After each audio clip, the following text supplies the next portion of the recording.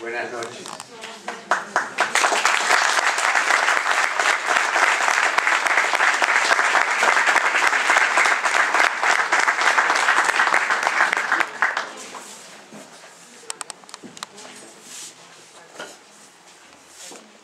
Perdón, estaba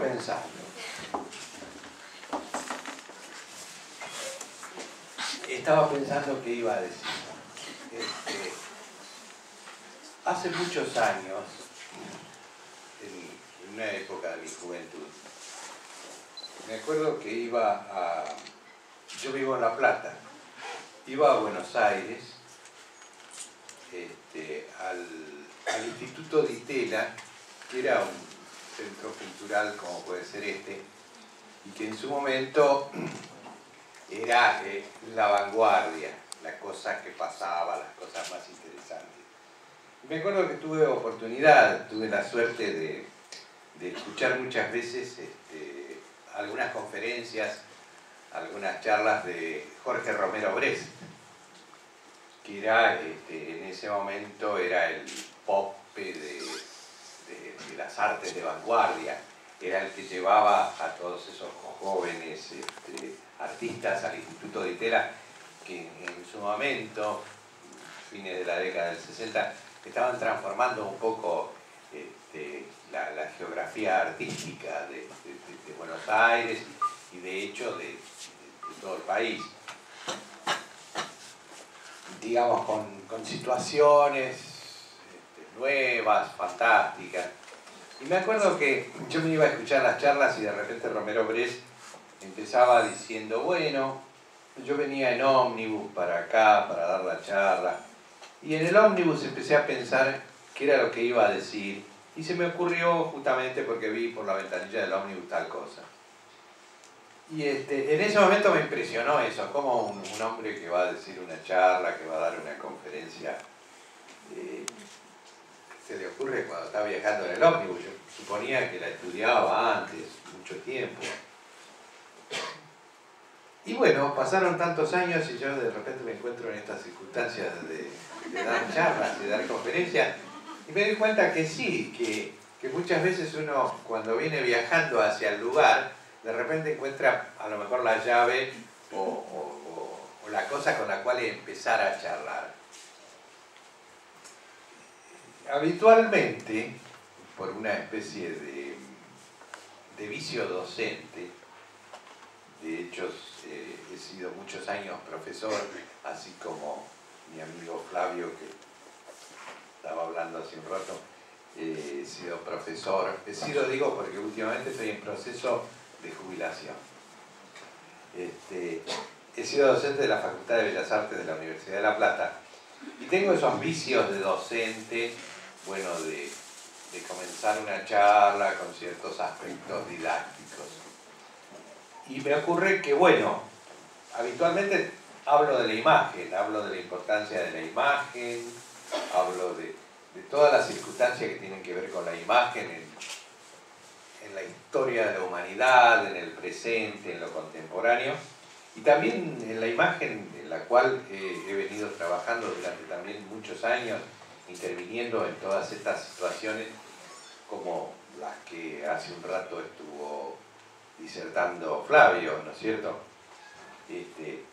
Sé que me conocen bastante por el hecho de haber tenido que ver con ciertos aspectos de la plasmación de alguna gráfica musical. Pero más allá de eso, a mí me importa bastante el hecho de la imagen.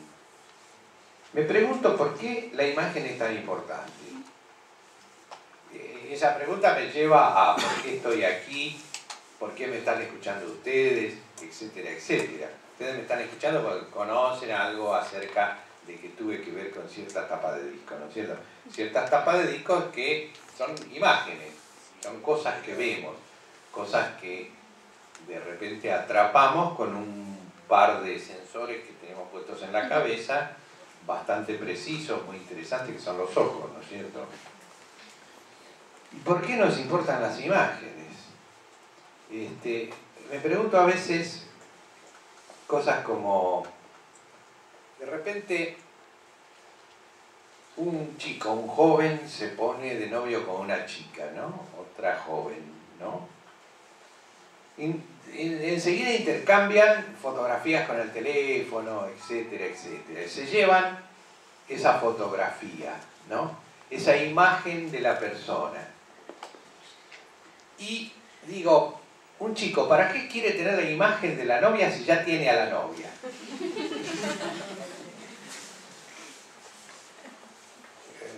Gente va, yo mismo he ido a las cataratas del Iguazú, por ejemplo. Entonces voy a las cataratas del Iguazú, me llevo mi cámara fotográfica, saco fotos, incluso hasta compro algunas postales o folletos. Me llevo todo eso en imagen. Pero ya estuve en las cataratas del Iguazú, sentí el ruido de las cataratas del Iguazú, sentí esa fantástica sensación de estar allí, ¿no? En ese impresionante espectáculo. Pero me tengo que llevar las imágenes. Y así como, les digo, como docente de artes plásticas, etcétera, tengo que recurrir a la historia y veo que la imagen casi constantemente ha tenido una impronta durante todo el desarrollo de la historia humana. Lo que apenas yo empecé a estudiar en la Facultad de Bellas Artes, me acuerdo que en Historia del Arte lo primero que me enseñaron es que el hombre en épocas muy antiguas, en épocas muy prehistóricas, en épocas en que el hombre todavía no sabía construirse una casa, todavía no había domesticado las plantas de manera que podía sembrar o cosechar, no sabía nada de eso. Se refugiaba en cavernas. Lo único que sabía a lo mejor era recolectar carroñas o cazar animales. En ese momento, que todavía casi, digamos, no estaba desarrollado todo lo que nosotros consideramos civilización, quizás, en ese momento ya el hombre, en alguna caverna oscura, empezó a plasmar imágenes. Esto que se conoce a veces como las pinturas rupestres, que los antropólogos, los historiadores del arte nos han contado. Parece ser que en esos tiempos remotos algunos hombres embardunaban la pared de la caverna con alguna grasa de un animal y con algunas tierras de colores plasmaban imágenes.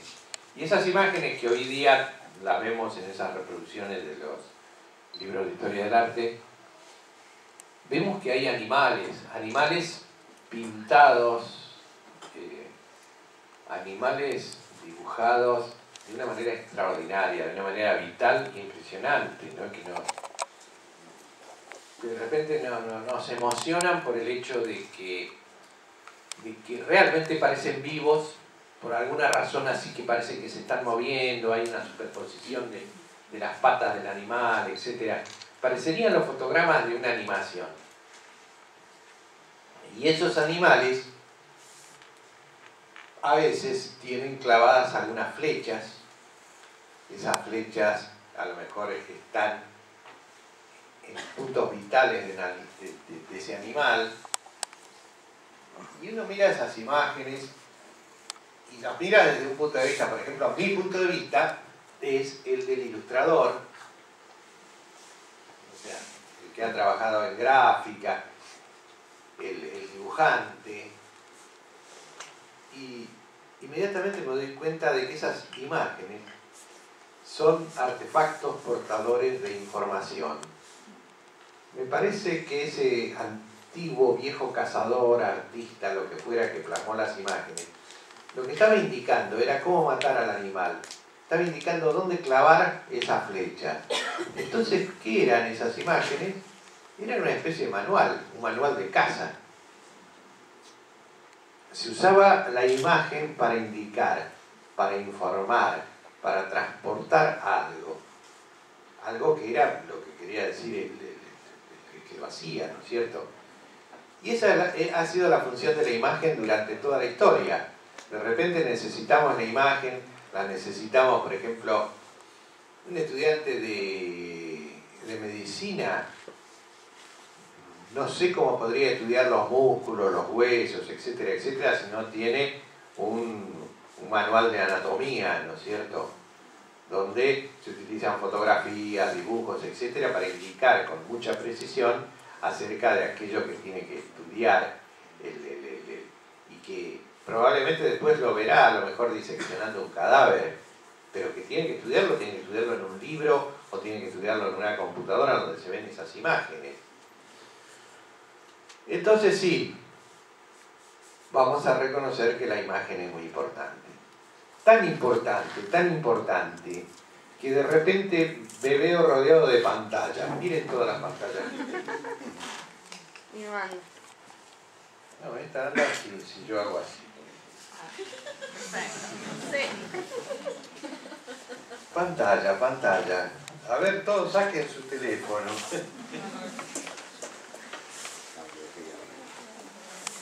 Todos tenemos la pantallita del teléfono, ¿no es cierto?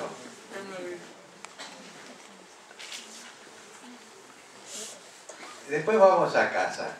En casa nos espera la gran pantalla del televisor, que nos dice cosas, nos transmite información. Ya prácticamente ya no puedo dar una charla. Antes daba una charla y no tenía todo esto y la podía dar y le decía a la gente, imaginen tal cosa. Lo voy a volver a hacer. Y resulta que, bueno, rodeados de pantallas que tienen imágenes, las imágenes nos dicen cosas. Y más que nos dicen cosas, nos impulsan a cosas. La pantalla del maestra, la del televisor, nos dice constantemente qué auto tenemos que comprar, qué sándwich de carne picada tenemos que comer, qué pantalón azul de, digamos, minero que se inventó en una época para ir a las minas, así con una tela muy gruesa, tenemos que ponernos. Y muchas cosas más que a veces no sabemos. No sabemos porque hay algo que se llama lenguaje visual, que en la mayoría de los casos nosotros no conocemos. Quizás los diseñadores, aquella gente que tiene que ver con las artes plásticas, tiene un acercamiento con ese tipo de lenguaje y sabe o intuye a partir de ese conocimiento que hay algunas trampas dentro de lo que se puede, digamos, expresar en imágenes. Lo saben los cineastas, lo saben la gente que trabaja en ilustración, los diseñadores en gran parte, etcétera, etcétera. Se nos puede inducir con imágenes. Ya hace rato, por ejemplo,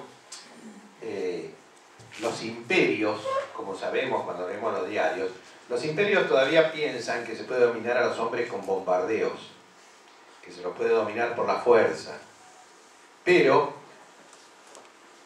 yo veo, por ejemplo, que los Estados Unidos tienen una presencia ahí en Afganistán, en Irak, en todo eso, desde hace años y años y años, y cada vez, digamos, se le aparecen cosas más tremendas que se le oponen, o sea que, digamos, los bombardeos prácticamente parece que no les sirven para nada. Si no se la inventa. Sí, pero hace rato que las grandes corporaciones comerciales saben que a los hombres se los puede dominar por la persuasión, sin bombas, simplemente con marcas.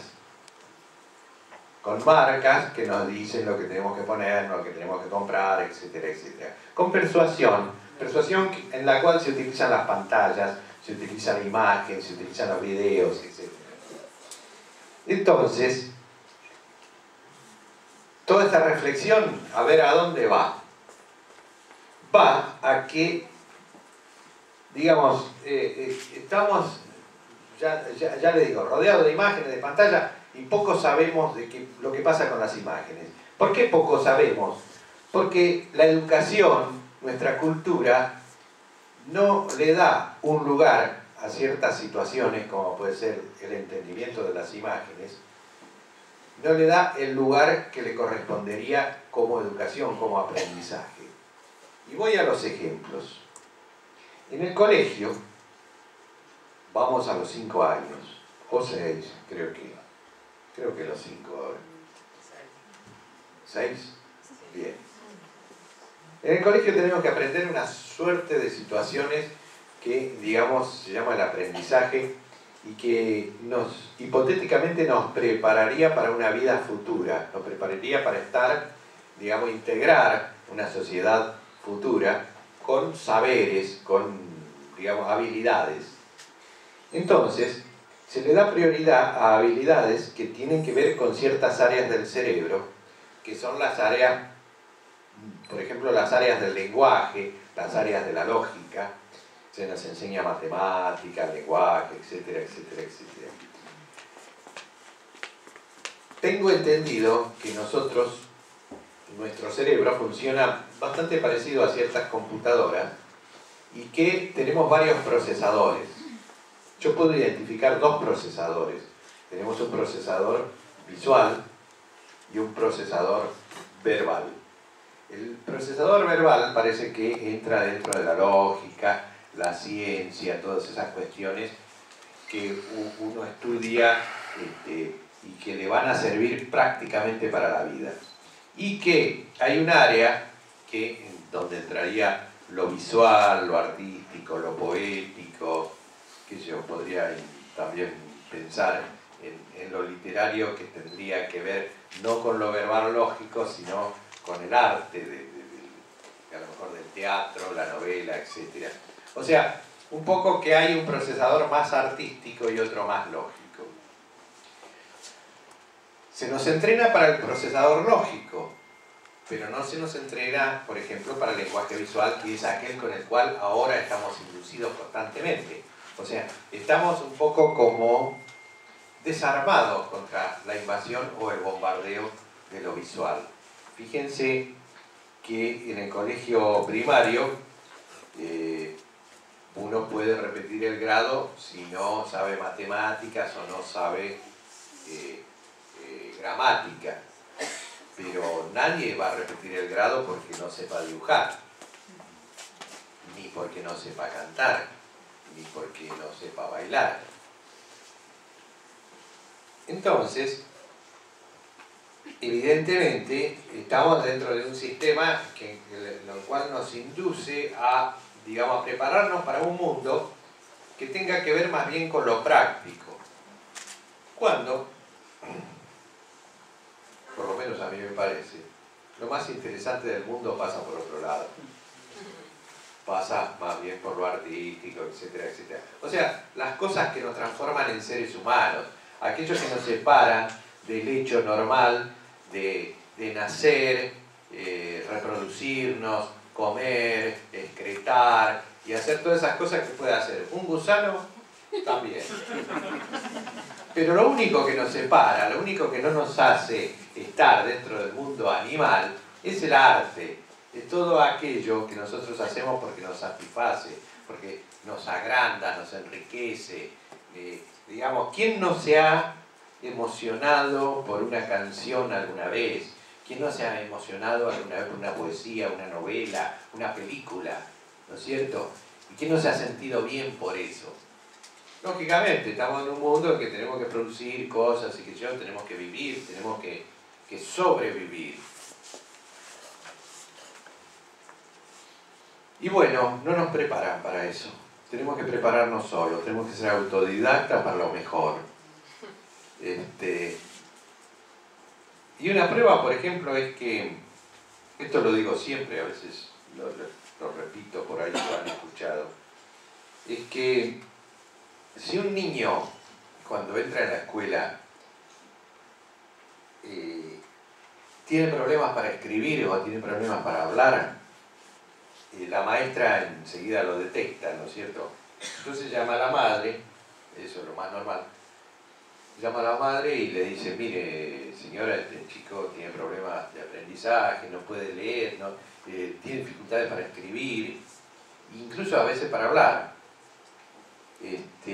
La madre lógicamente también se preocupa, la maestra dice que vaya a ver a algún especialista, el especialista existe y lo va a ver, y el especialista le hace una serie de test al niño, diagnostica, entonces le dice a la madre, bueno señora, este niño tiene problemas, y esos problemas se llaman dislexia. La madre se preocupa y, doctor, ¿qué puedo hacer? Bueno, hay una serie de tratamientos, tienen que hacer esto, lo otro, aquello. Bueno, bien. Ahora, si un chico dibuja mal, no tiene problema para dibujar en la escuela, la maestra no se preocupa, ¿no es cierto? No llama a la madre. No hay ningún especialista. Y si lo hubiera y hay un diagnóstico, no existe disdibugia, displástica.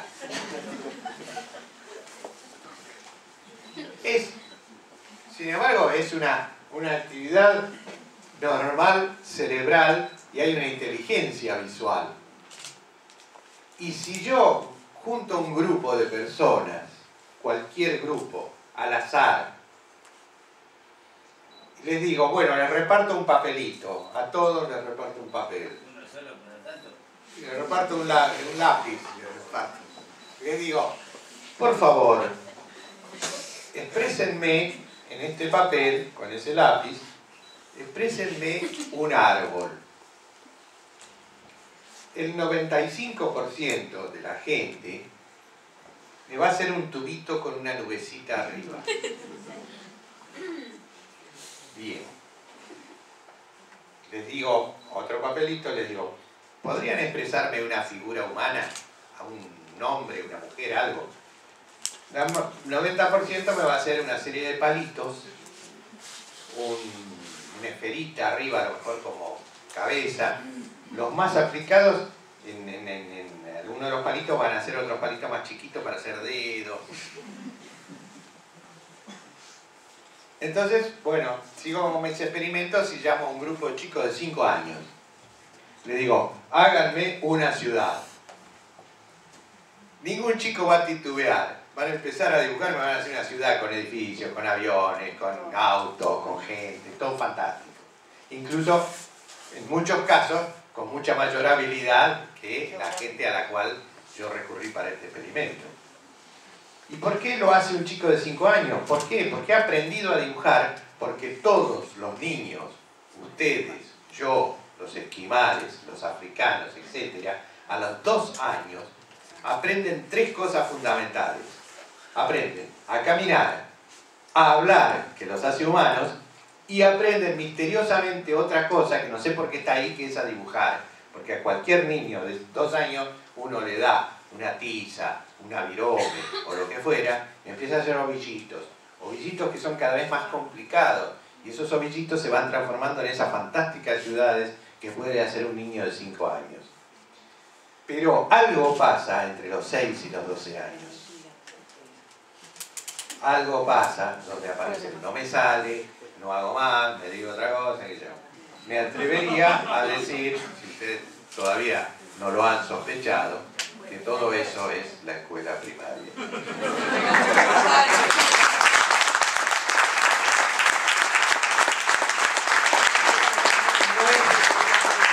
es una crítica a la educación argentina, es una crítica a la educación universal, porque esto pasa en todas partes. No hay una resolución en cuanto a la educación para prepararnos para las pantallas. Estamos inermes, desarmados contra las pantallas. De todas maneras, todo esto no es la cosa que yo quería decir. Yo venía acá a hablar acerca de las tapas de los discos. Y es cierto, aunque ustedes no lo crean, porque ya tengo bastantes años, yo también fui un bebé de 2 años. Y como bebé de 2 años puse a hacer ovillitos con virome. No sé si estaba la virome cuando recién acababa de inventar.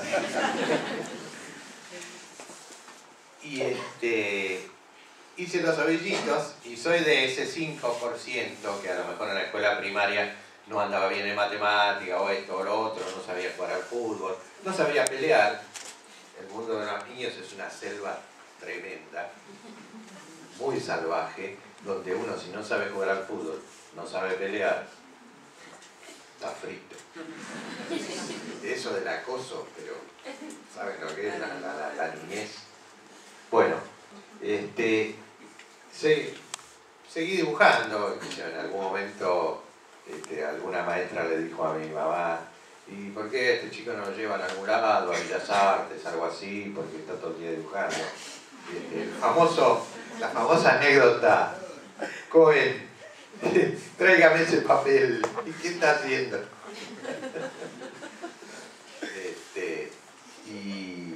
Y bueno, seguí trabajando en eso sin saber que estaba trabajando, simplemente que era un placer, que era una cuestión que uno lo hacía. Y yo lo entiendo ahora, lo hacía para comprender el mundo, porque quizás el procesador visual a lo mejor era más fuerte en mi cerebro que el procesador lógico. Entonces, como no podía con el procesador lógico abarcar el mundo, lo tenía que hacer a través del procesador visual. Entonces, bueno, no voy a abundar en esto, pero bueno, siempre seguí trabajando. De adolescente trabajé haciendo carteles, pintando vidrieras, circos, cabecitas. Entré en el famoso tren fantasma de los parques de diversiones. Más tarde, mucho más tarde, ingresé en la Facultad de Bellas Artes, porque no ingresé inmediatamente después que salí del colegio secundario, porque todavía era la época en que era muy difícil decirle al padre: voy a estudiar arte. Un padre benevolente te decía: está bien, vas a estudiar arte, vas a ir a Bellas Artes, sí, pero ¿qué vas a hacer útil? O, está bien, pero ¿de qué vas a trabajar? No, era algo así.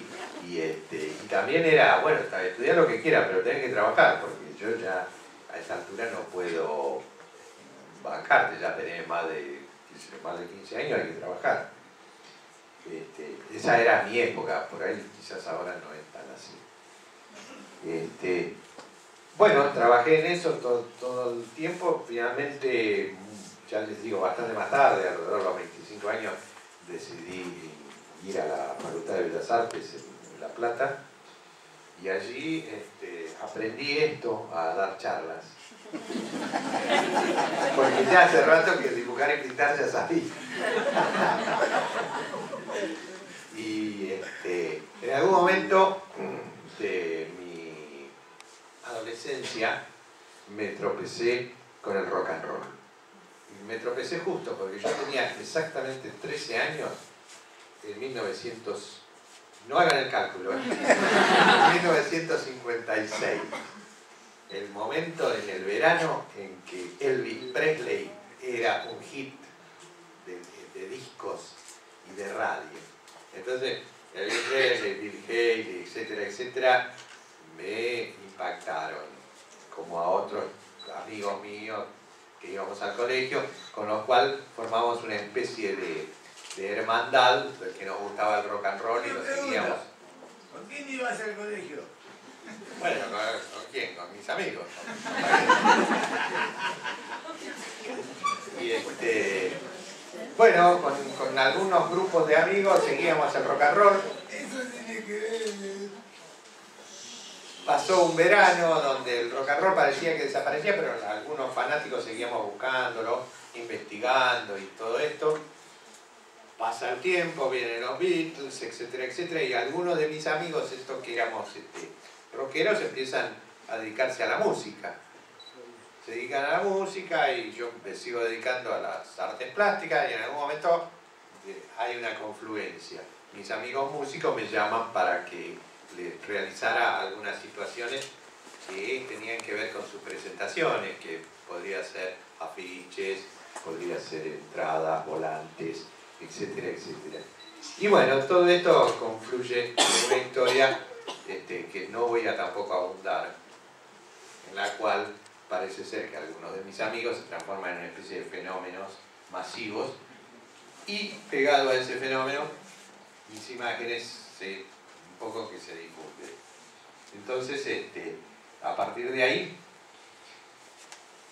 no a partir de ahí, sino en todo ese fenómeno, ya estaba muy claro con mis amigos, no solo con mis amigos de Los Redondos, mucho antes, con mis amigos de la Cofradía de la Flor Solar, ya estábamos en claro que el mensaje, la cosa que queríamos hacer, no era musiquita, no era,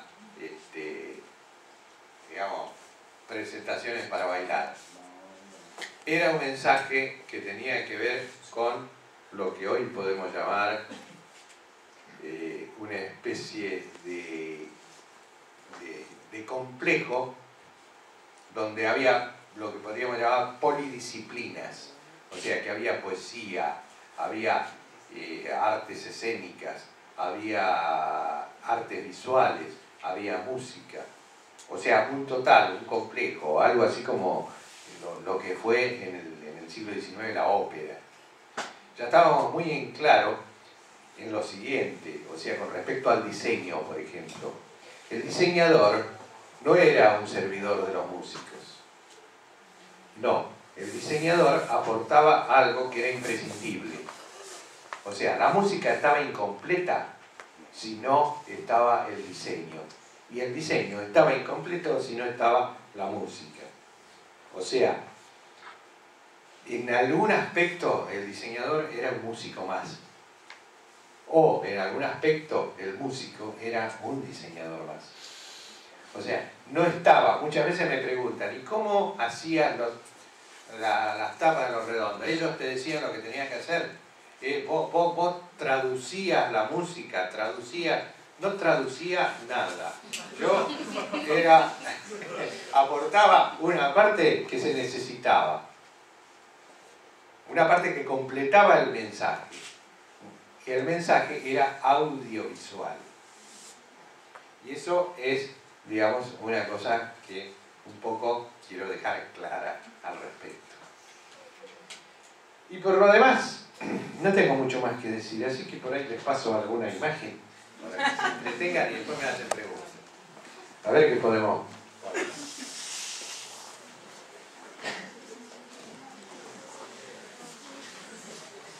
A ver, vamos a poner música. Con la música... Sí.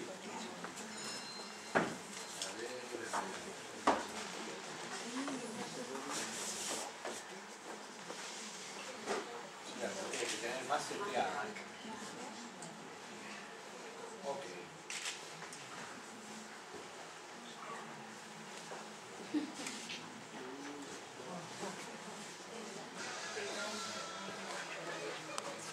No tengo sonido.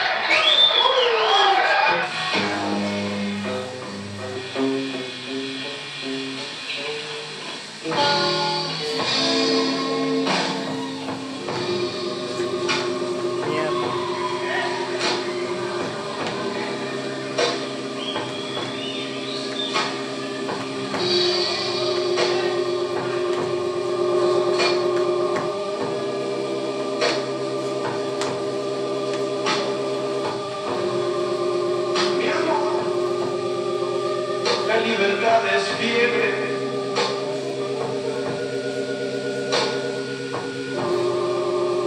Es oración, fastidio y buena suerte.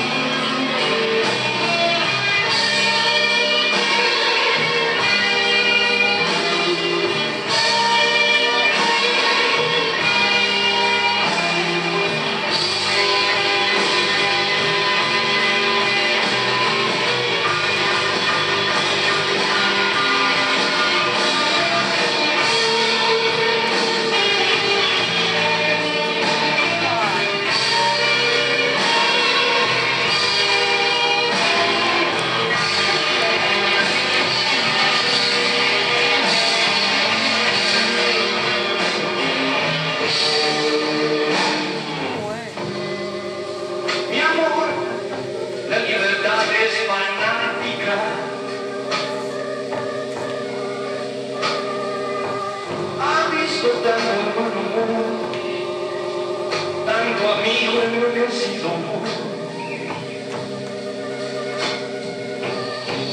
que ya no puede soportar la pendejada de que todo es igual, siempre igual, todo lo mismo.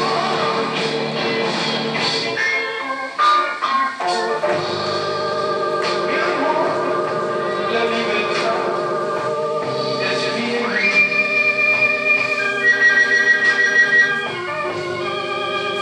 Es oración,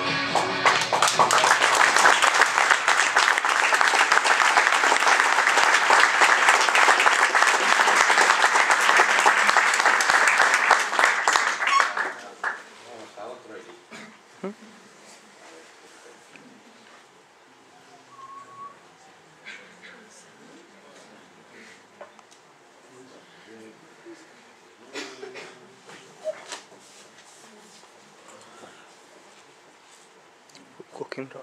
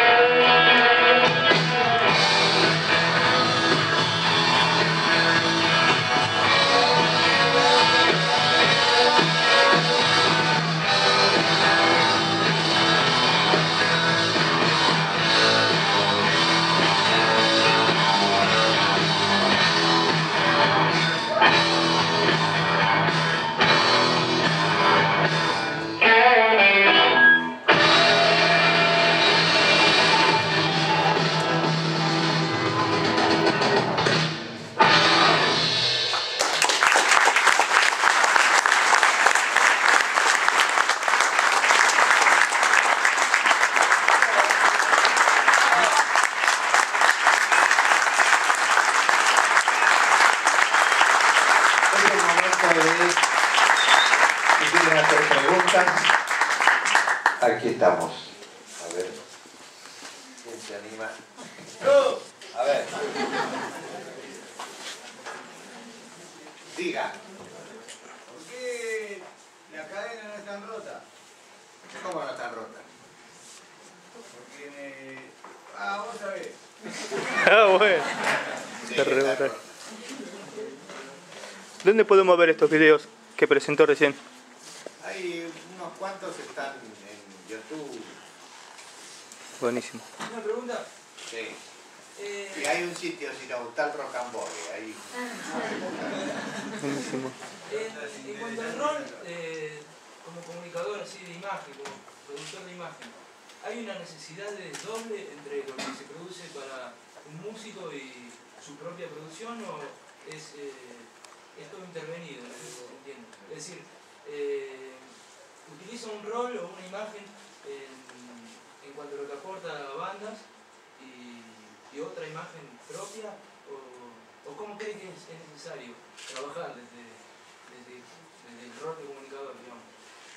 No, yo al principio siempre pensé, digamos, desde el punto de vista más natural del diseño, que el diseñador era una especie de servicio, un servidor. El mejor diseñador era aquel que podía traducir, interpretar, expresar exactamente lo que quería el cliente.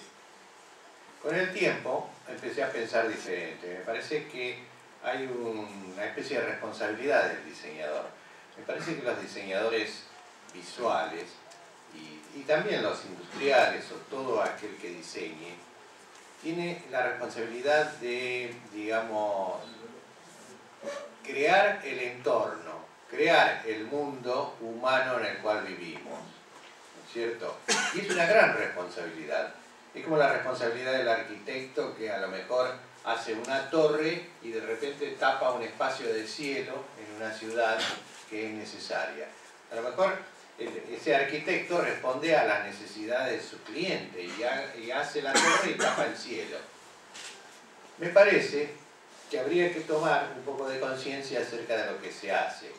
Normalmente un chico que empieza a estudiar diseño cree en su imaginario que va a hacer una marca de cerveza fantástica y después va a vivir en una playa porque gana mucho dinero por la marca de cerveza. A mí me parece que un diseñador más bien tiene que pensar en hacer una fantástica campaña contra el hambre, contra el SIDA, contra todas las situaciones que se necesitan expresar, ¿no es cierto? Quizás los clientes a lo mejor no sean las mejores, porque en ese caso van a ser las instituciones. Pero bueno.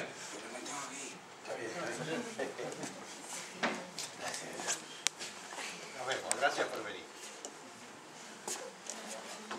Entonces, digo, ya empecé a pensar en que el cliente nunca tiene razón.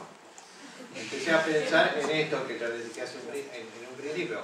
Un diseñador tiene que intervenir y ser parte del asunto, no un servidor del asunto. Lógicamente no es fácil. Lógicamente, bueno, viene alguien, hace un encargo al diseñador, etcétera, etcétera. Bueno, pero me parece que aquel diseñador que se destaque o que, digamos, presente un tipo de personalidad con respecto a ciertas cosas, puede llegar a intervenir en las situaciones, intervenir socialmente, intervenir como una parte de esta sociedad importante y que tiene cosas también que expresar. A mí me parece ya a esta altura que los límites entre las artes visuales, como puede ser que la gloriosa pintura, la escultura, ya están prácticamente destruidos. Ya les digo, tenemos una parte de nuestro cerebro que es un procesador visual que entiende el mundo visualmente, otra parte que lo entiende verbalmente, lógicamente, etcétera, etcétera. Y todas esas partes hacen a un todo que somos como seres humanos.